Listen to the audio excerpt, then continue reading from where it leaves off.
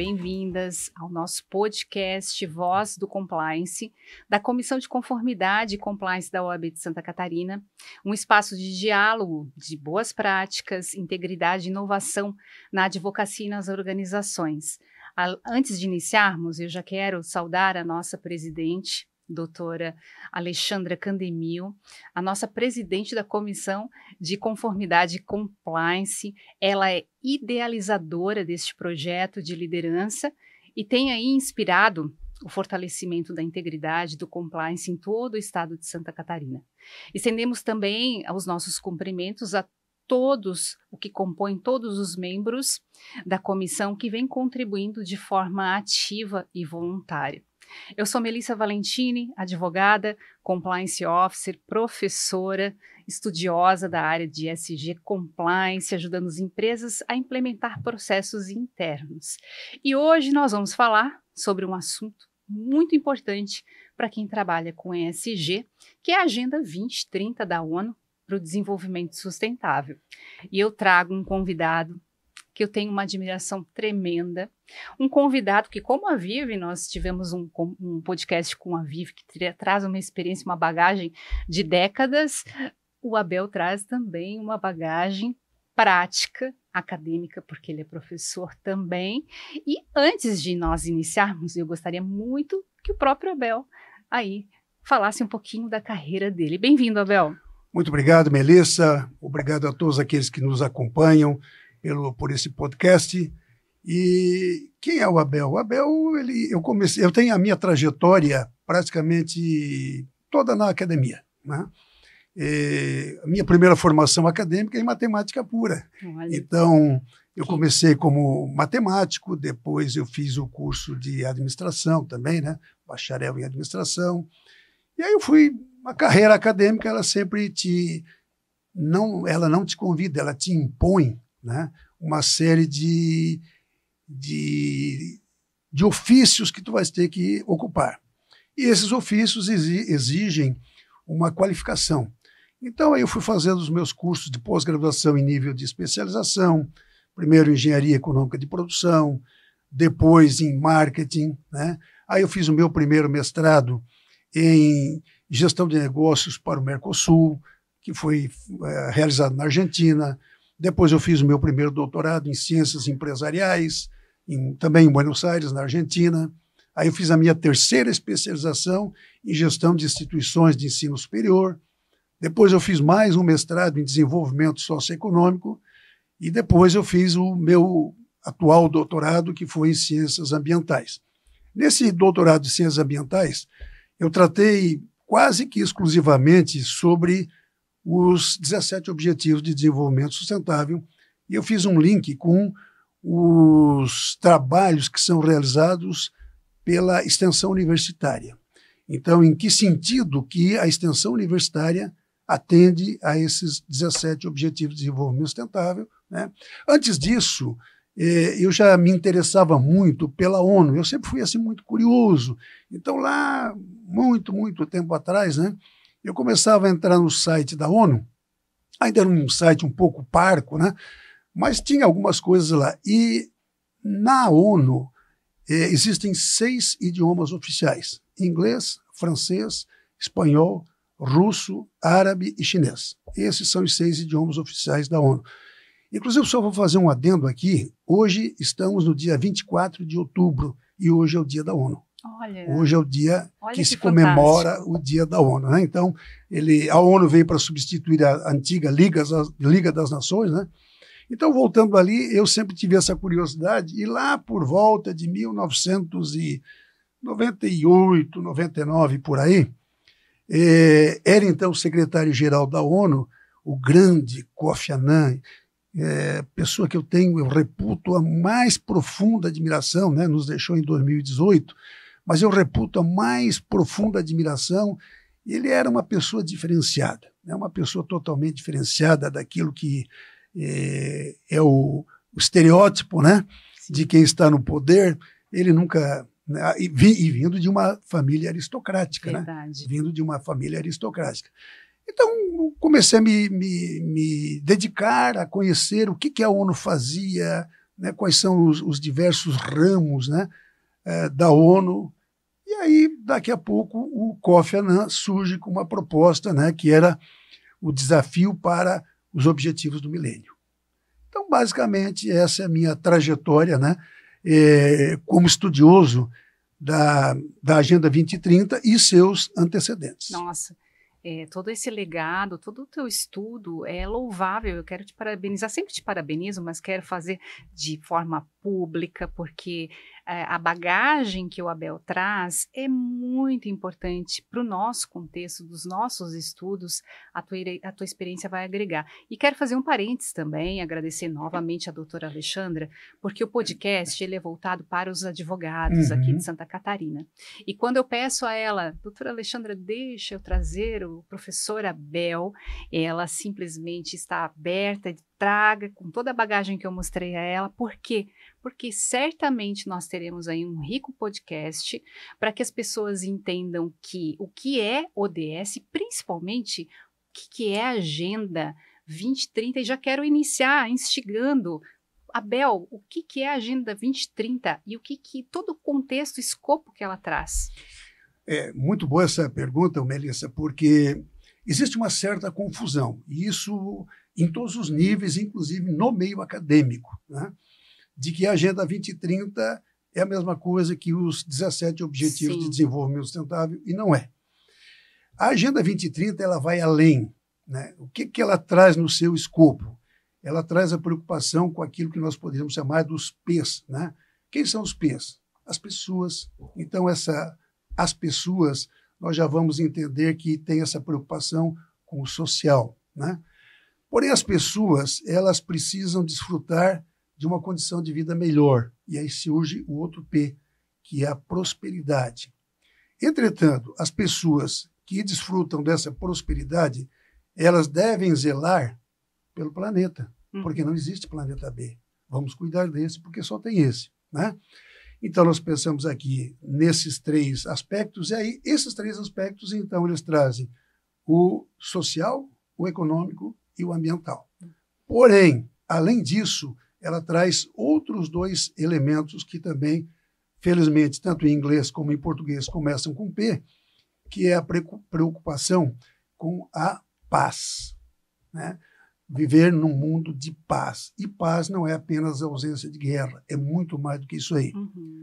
Esse seria o 4º P. E o 5º P é que ninguém faz nada sozinho. O nosso atual secretário-geral da ONU, né, o Antônio Guterres, um português também muito iluminado, né, ele costuma sempre dizer o seguinte: para nós fazermos com que a Agenda 2030 para o Desenvolvimento Sustentável ela avance, é necessário que haja efetivamente a construção dessas parcerias. E ele sempre ressalta o seguinte: todos os discursos que nós assistirmos do Antônio Guterres, ele vai dizer, ou no começo, ou no meio, ou no fim, ele vai dizer que não podemos deixar ninguém para trás. Então, esse é o escopo da Agenda 2030. Porém, o que precisa fazer para materializar a Agenda 2030, para operacionalizar? São os 17 Objetivos de Desenvolvimento Sustentável, né, os 17 que foram implementados a partir de 2015, né, e que nós temos uma trajetória, nós brasileiros, temos uma trajetória anterior, que ela, digamos assim, é quase uma semente para a Agenda 2030. Né? Então, de uma forma geral, é esse o escopo da Agenda 2030. Então, nós temos 17 objetivos, distribuídos em 169 metas, né? E hoje, eu digo hoje porque na semana que vem alguém pode pesquisar e vai dizer, não, tem mais do que isso. Nós temos hoje 253 indicadores. Perfeito. Na semana que vem pode ser que tenha mais. Tomara que tenha. Bom, acredito que quem esteja nos prestigiando entendeu o meu convite, porque é uma pessoa que traz, né, na alma a Agenda 2030 e os ODS. Bem na alma mesmo. E isso é muito interessante. Veja, eu sou signatária do movimento de Santa Catarina, né, dos ODS, mas ainda estou caminhando esta alma que o Abel tem, e ele também é presidente do movimento de Criciúma, e ele transmite isso para os signatários no sentido de validar exatamente exatamente os ODS que cada empresa pode trabalhar, que são, né, ele vai explicar. E eu falei, Abel, explica de uma forma simples, porque eu sei que o teu nível já está lá, né? Mas principalmente para os advogados que estão iniciando, para que eles entendam esse contexto. E eu acho que é importante a gente abordar, Abel, um pouco antes da Agenda 2030, a gente tinha alguma abordagem? Tinha. Na verdade, a preocupação, ela começa na Convenção de Estocolmo, em 1972. Naquela oportunidade, a preocupação única era com o meio ambiente. Mas isso, então, já é uma semente, né? Já é um pontapé inicial, já é um começo de uma ideia de que não existe planeta B. É uma ideia, né, de que, quando se fala em meio ambiente, nós não falamos apenas em fauna e flora. Nós somos meio ambiente. Nós também somos parte do meio ambiente. Então, essa harmonia que depois foi preconizada por outras agendas posteriores, ela tem a sua semente lá em 1972. Né? Grande parte desses que vão nos assistir não eram ainda nascidos, né, em 1972. Né? Então, esse foi o pontapé inicial. Mas, muitas vezes, quando se olha a linha de tempo da Agenda 2030, eu não vou dizer nem só da Agenda 2030, do desenvolvimento sustentável, muitas vezes se omite, né, um marco muito importante, que foi a Assembleia das Nações Unidas de 1987. Na época, ela foi presidida pela primeira-ministra da Noruega, a Gro Brundtland, né? Por isso que o relatório que saiu dessa Assembleia tem o nome de Relatório Brundtland. Interessante. E, nesse momento, se falou pela primeira vez em desenvolvimento sustentável. E qual é o escopo do desenvolvimento sustentável que consta neste relatório?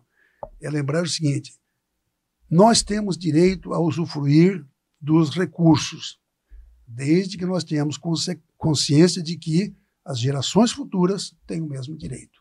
Ou seja, nós podemos e devemos usar, porém, nós devemos entender que as gerações que virão depois de nós têm exatamente o mesmo direito. Esse foi o pressuposto básico do desenvolvimento sustentável do relatório Brundtland, que foi em 1987. Posteriormente, 20 anos depois da Conferência de Estocolmo, né, surge, então, a famosa Rio +20, a Rio 92. Então, a Rio 92, o que ela trouxe de importante? Ela trouxe vários avanços importantes.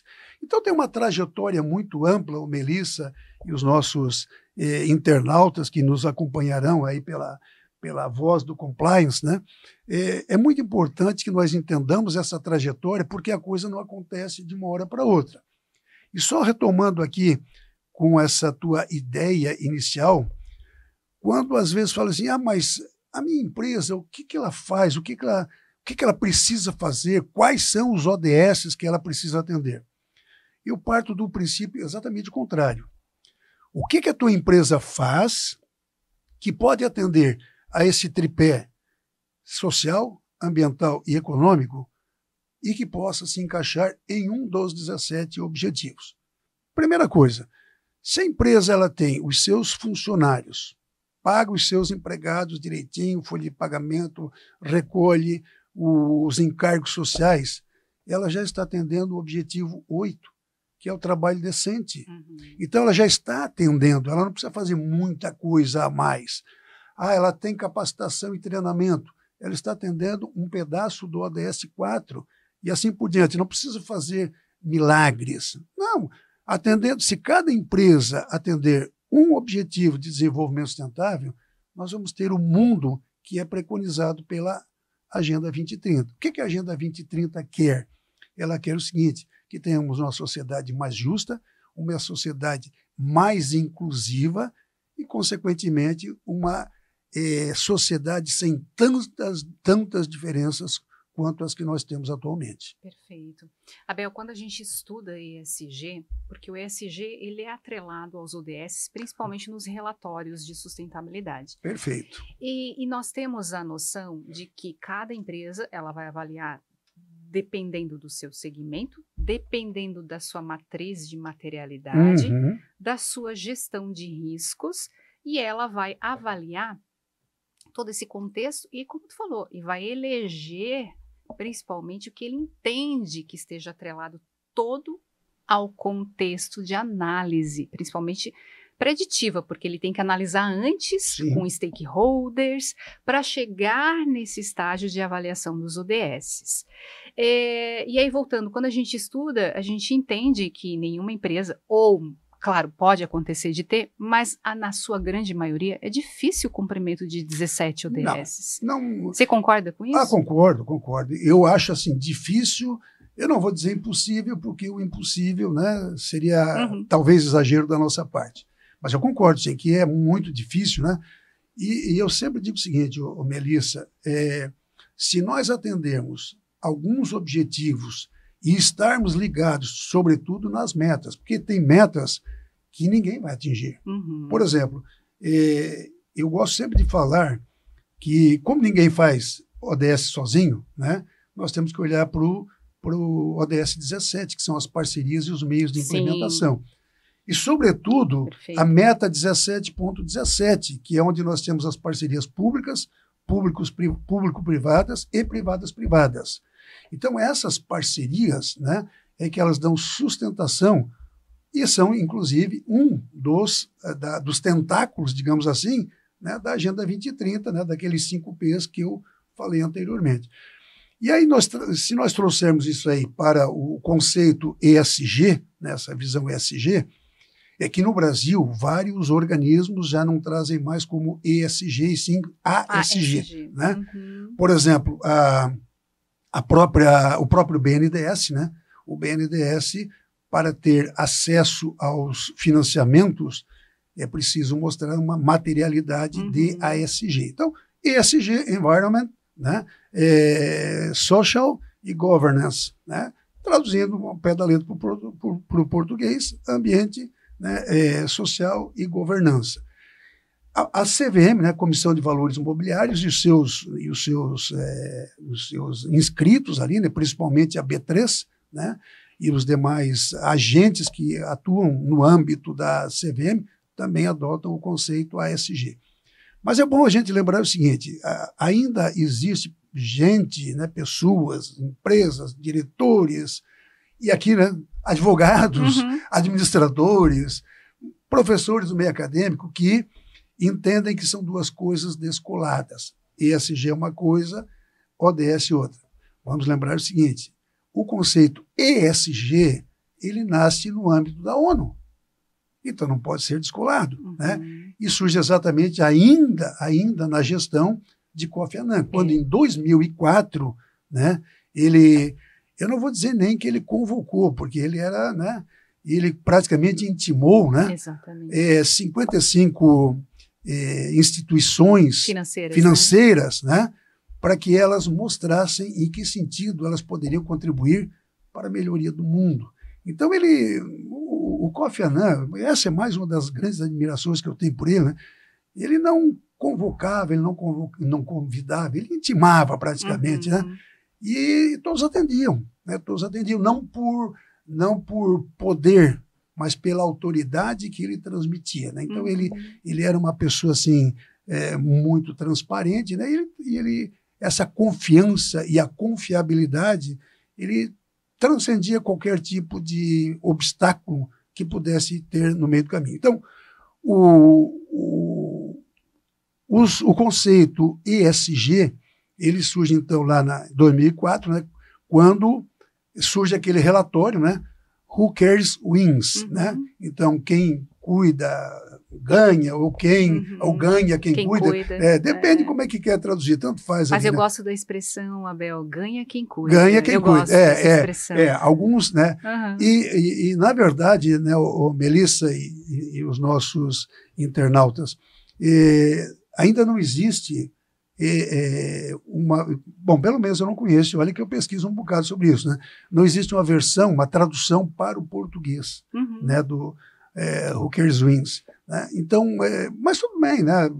Mesmo que não sejamos tão fluentes assim no inglês, né, dá para conhecer o que significa isso aí. E, inclusive, né, existem muitos artigos acadêmicos, científicos, né, que abordam esse tema, né, que estão lá nessa abordagem relativa ao ESG, né? Então surge esse relatório, um relatório extremamente importante, fantástico, muito bacana, bem objetivo, direto ao assunto, e ele acabou desencadeando uma outra publicação que saiu no ano passado, né, que foi o Projeto para o Futuro. Sim. Né? Então saiu no ano passado, ainda no âmbito da ONU, né?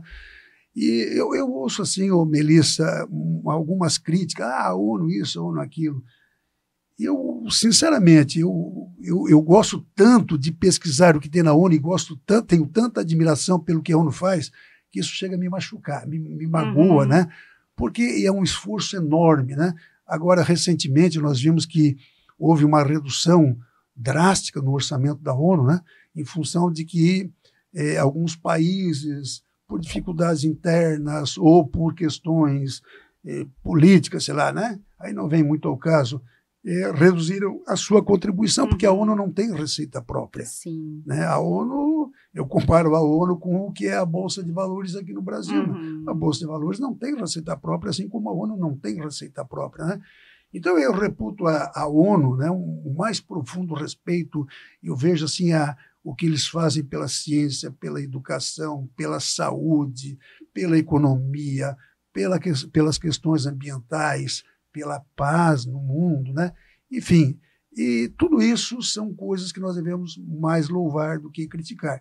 Então, voltando ali, né, para o âmbito ESG, né, eu gostaria de dizer que as empresas, né, os advogados que prestam esse serviço para as empresas, que comecem a incutir, mesmo que seja um trabalho muito principiante, né, mesmo que seja um trabalho assim, muito básico, né? Que comece a plantar dentro das organizações que vocês atendem esse conceito ODS e ESG, lembrando que não tem como separar as duas coisas, até porque, né, o âmbito dos dois é o mesmo. Exatamente. É o mesmo, é a preocupação com o ambiente, com a sociedade, com a questão da prosperidade e assim por diante. Abel, eu concordo muito, muito a tua fala, porque no mundo nós estamos carentes de líderes institucionais que tenham essa visão sistêmica, principalmente dos 3 eixos, né?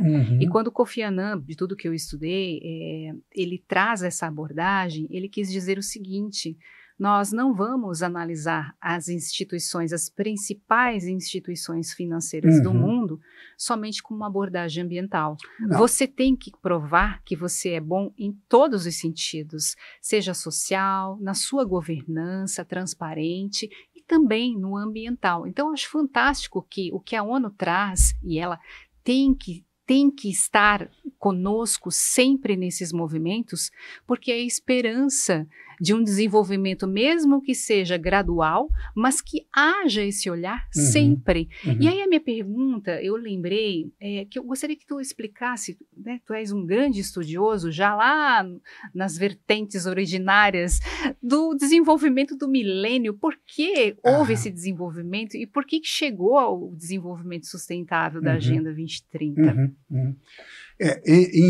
No ano de 2000, então, mais uma vez, o Kofi Annan, né? O Kofi Annan, ele propôs, então, os Objetivos de Desenvolvimento do Milênio, né? Os 8 ODMs. Na verdade, não é que eles não fracassaram, não. Né? Eles não fracassaram, e aqui eu tenho uma notícia muito importante. O Brasil foi praticamente um dos que mais se desenvolveu em relação aos 8 ODMs. Olha, eu não sabia disso. Foi um dos que mais se desenvolveu, né? Então, os 8 ODMs, eles foram muito interessantes, né? Porém, nós poderíamos dizer o seguinte, em termos de indicadores, eles eram muito parcos, eles eram muito deficientes, né? E o foco maior era com questões sociais, né? Então, muito preocupado com a questão da saúde, isso, aquilo e coisa e tal. Educação, nada disso caiu fora, né? Só que se percebeu o seguinte, o embrião da Agenda 2030, na verdade, aqui no Brasil, em 1992, né, quando, em 92, surgiram 3 documentos, são 5, na verdade, mas 3 documentos que eu acho que todo mundo devia conhecer, pelo menos, o escopo deles, né, que é a Convenção sobre a Biodiversidade, a Convenção sobre as Mudanças Climáticas e o grande aporte disso tudo aí, que é a Agenda 21.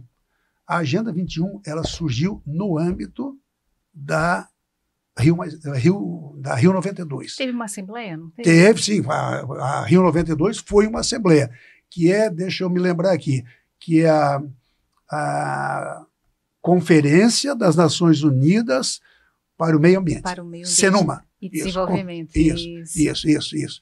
Aí, depois, na Rio + 20, colocaram o D, Convenção, né, das Nações Unidas para o Meio Ambiente e Desenvolvimento. Então, nós temos essa trajetória aí. Então, ela surge no âmbito da Rio 92 e depois, 20 anos após, né, na Rio + 20, em 2012, aí, a partir daquela pesquisa, né, que foi feita aberta para todo mundo. E quando eu falo que todo mundo, não é apenas expressão, né? Não é apenas para todo mundo mesmo, né? Para todas as pessoas físicas, jurídicas, instituições de ensino, organismos internacionais, enfim, era uma plataforma aberta para que fosse, então, colocada aí, nesses 3 anos, né? 2012 a 2015, o que deveria ser feito para melhorar o mundo.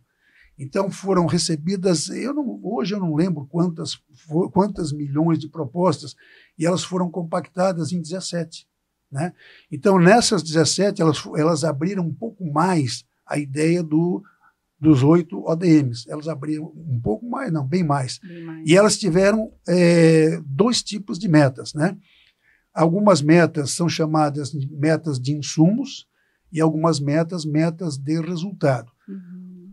Para as empresas, o ideal é se preocupar com as metas de resultado, porque em relação às metas de resultado, nós temos condições de atendê-las.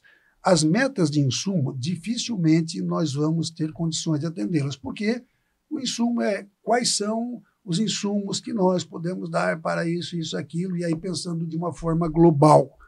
Então, para nós dentro das empresas, das organizações, das instituições de ensino, ou nós como pessoas físicas, nós devemos pensar principalmente nas metas de resultado. Então, normalmente não, sempre, as metas de resultado são em número maior, né, são 169 metas, hoje eu não lembro qual é a distribuição exata, mas são muito mais metas de resultado do que metas de insumo. Né? Então, para nós que vamos levar a cabo essas metas, nos interessam mais as metas de resultado. Perfeito. Abel, agora tu me fez lembrar que muitas pessoas, elas não conseguem ter uma interpretação do que é meta e do que é indicador. Gostaria que tu explicasse de uma forma muito sucinta essa questão, essa diferença. Quando que eu vou saber que eu estou cumprindo uma meta? Quando eu vou cumprir um indicador? Até porque pelo meu estudo com análise de outros países, nem todos os indicadores que estão lá serão executados por cada país, porque existe uma diferença variável de cultura, geográfica, geopolítica, todo esse contexto. Isso. Inclusive, Melissa, algumas metas, não vamos nem entrar nos indicadores por enquanto, algumas metas, elas não são aplicáveis a todos os 193 países signatários. Sim. Então, existem metas que não vão ser aplicadas para todos eles, né? Inclusive, lá no relatório que foi feito aqui no Brasil, né? Existe lá, assim, foram adaptadas ao Brasil, né? E lá diz, não aplicável ao Brasil. Então, tem metas que não vão ser aplicáveis ao Brasil. Vamos então lá. Eu vou até avançar um pouquinho mais. Objetivo, indicador, meta e indicador. O objetivo ele vai ser distribuído por metas. Essas metas de resultado e metas de insumos. Beleza.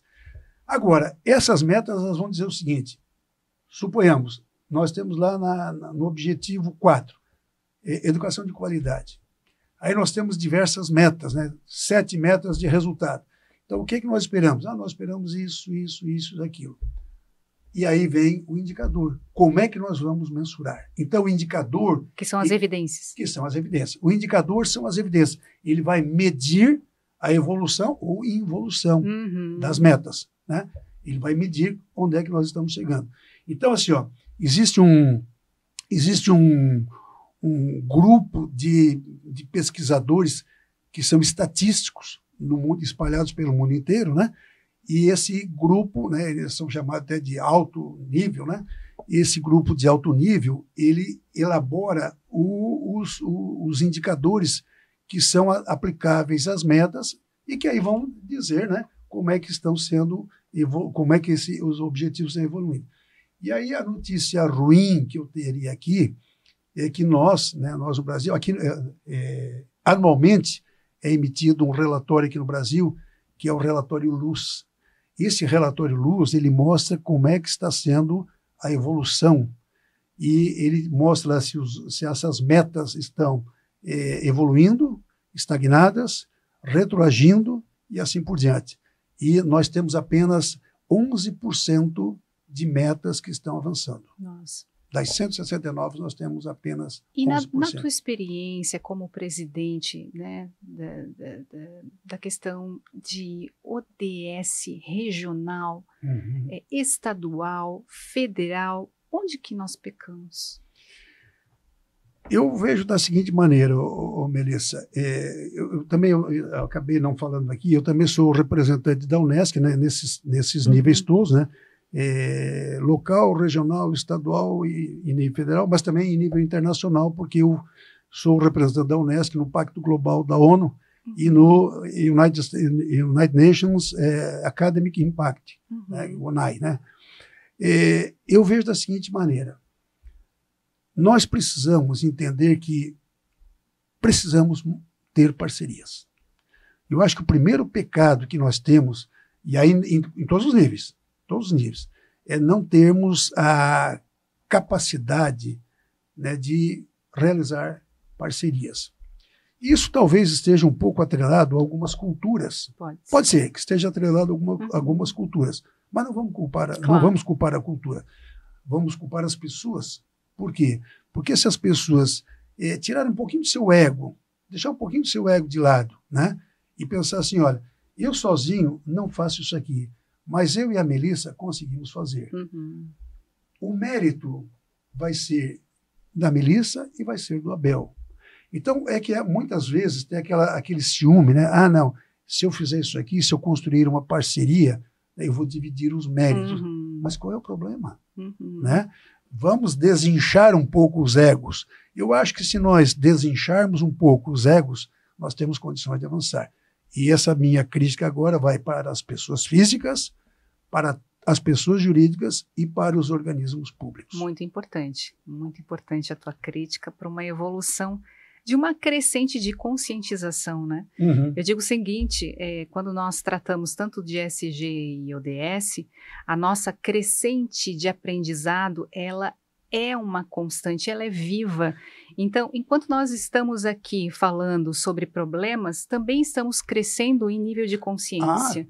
Com certeza, com certeza. A consciência, ela avança, no sentido de que a humanidade possa perceber onde ela está, como ela está e onde ela tem que avançar. E é o que nós estamos fazendo aqui hoje. É interessante nós observarmos sempre o seguinte, mas eu não conheço. É só nós tirarmos um pouquinho de tempo da nossa vida, porque normalmente as webinars, os podcasts, eles são curtos. Então tira lá meia hora, 40 minutos, vai lá no YouTube, dá uma olhadinha lá, ou, né, se não quer ler, se quer ler também vai lá, tem muito artigo no Google, mas vamos observar sempre a fidedignidade, né, desses artigos, porque também, infelizmente, nós sabemos que a internet ela tem esse problema, né? Ela traz muita coisa boa, mas se nós não conhecermos a origem, né, nós podemos estar tendo informações que não são adequadas. Né? Então, tem muita coisa boa na internet, tem muitos artigos bons. Nós temos aqui o PNUD Brasil, né? Ele vai nos remeter algumas publicações para o inglês ou para o espanhol, né? Que são as que nós poderíamos ter mais afinidade em termos de língua. Né? Acredito que a grande maioria aqui não vai querer ler em árabe ou chinês. Né? Mas nós temos lá em inglês, em espanhol, né? Podemos ter acesso a esses documentos, ou quem gosta de francês, né?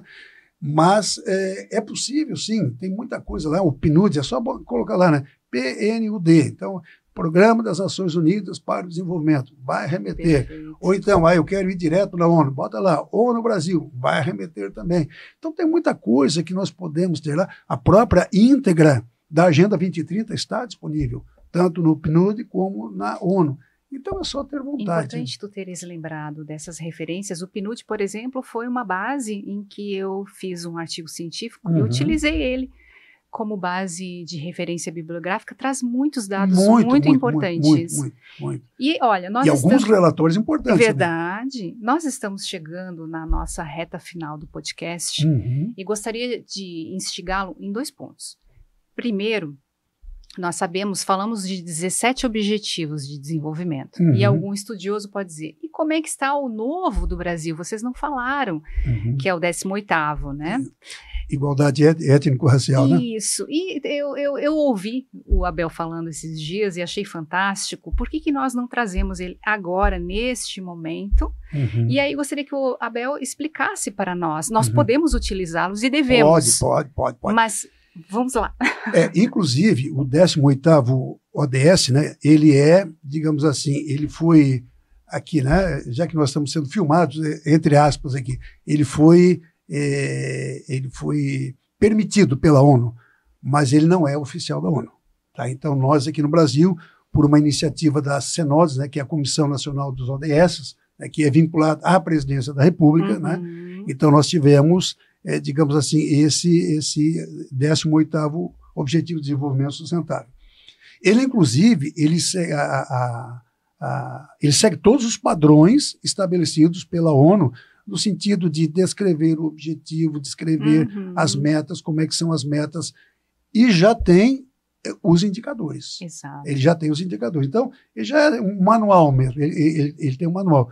Inclusive, esse manual também está disponível na internet. Né? O manual ali na íntegra está em PDF, então é só baixar ali e ler sem problema nenhum. Então, de forma acadêmica, se eu não utilizá-lo, não estarei errado. Não está errado, porque, digamos assim, né, nós vamos seguir, aquilo que nós vamos seguir cientificamente é aquilo que é padrão internacional. Né? Porque o Brasil não é o único país que adota algum ODS a mais do que os 17. Perfeito. Não é o único. Eu não tenho certeza agora, mas se eu não me engano, Costa Rica tem 2 a mais. Eu não tenho certeza, eu acho que é um país da América Central, acredito que seja Costa Rica, né, que tenha mais. Mas oficialmente pela ONU, né, esses são os 17 Objetivos de Desenvolvimento Sustentável, com as 169 metas. E atualmente, 253 indicadores que vamos torcer que tenham mais. Abel, que fantástico. Eu ficaria por horas falando com o Abel, porque sempre é um almanaque ambulante e tenho muita admiração por ti, tu sabe disso. Mas gostaria aí para nós finalizarmos o nosso podcast com os advogados e advogadas de Santa Catarina. Todo o estado tem que aprender ODS, porque é importante, porque é estratégico. E dentro dessa estratégia, eu gostaria então que tu resumisse toda a tua contextualização de trazer ODS ao ESG. Por quê? Olha, inclusive, Melissa, já existem agentes credenciadores ESG, né? Eu, particularmente, não acho necessário. Eu acho que é mais importante a materialidade, mostrar o que está fazendo. E aí, como é que vai ser essa materialidade? A materialidade não tem um caminho único, tem mais do que um caminho. Né? A própria entrevista com os colaboradores pode servir como materialidade, não é verdade? Então, eu acredito da seguinte maneira. Para mim, a materialidade é muito mais importante do que um credenciamento formal por meio, sei lá, de um diploma, de um certificado, de uma declaração, para mim é muito mais importante a materialidade. E eu acredito o seguinte, que a partir do momento que uma organização, seja lá qual for, pública ou privada, né, que ela adotar os princípios ESG, ou, se ela quiser chamar de ODS, não vai fazer diferença nenhuma no sentido do que representa. Não vai fazer diferença nenhuma, né? Eu acredito que ela vai estar absolutamente consciente de que está dando a sua contribuição para nós termos um mundo melhor, uma sociedade mais justa, uma sociedade com menos diferenças.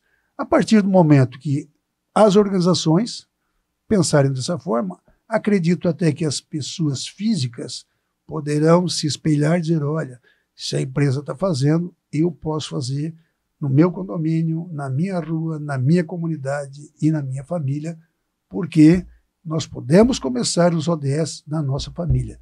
O que é que nós estamos desperdiçando de alimentos, né? E nós, no mundo, eu acredito que nós sejamos campeões em desperdício de alimento, inclusive em termos de logística, né? Ou seja, nós devemos servir como espelhos, como base, né? Para que nós tenhamos essa sociedade mais justa. Mas eu até gostaria de deixar aqui o seguinte, se precisar de um determinado momento, nós temos a limitação do tempo aqui, se num determinado momento precisar aqui de uma palestra sobre, aí claro, com muito mais tempo, né, sobre os ODS e toda a sua trajetória, né, e a gente trazer mais alguns exemplos, eu me coloco à disposição sem problema nenhum, estou sempre à disposição. Abel, que aula, que presente a advocacia catarinense ganha hoje no dia 24, dia da ONU. Hoje é o dia da ONU. Hoje é o dia da ONU. Ganhamos um presente com a tua presença. Eu sei que a tua agenda sempre é sobrecarregada. Eu quero, com certeza, nós vamos alinhar uma palestra. Certamente não vamos perder essa oportunidade. E quero agradecer em meu nome, agradecer em nome da doutora Alexandra Candemil, que hoje está em São Paulo em um evento, ela está representando a advocacia catarinense num grande evento em compliance, mas tenho certeza que ela irá certamente querer conhecê-lo pessoalmente. Também quero agradecer à Unesc, que sei que disponibilizou a sua presença aqui, e nós ganhamos muito enquanto comissão de conformidade e compliance. Quero já estender o meu convite a todos os advogados e advogadas para participarem desta comissão tão rica. E nos vemos no próximo episódio, em outro podcast. Até lá.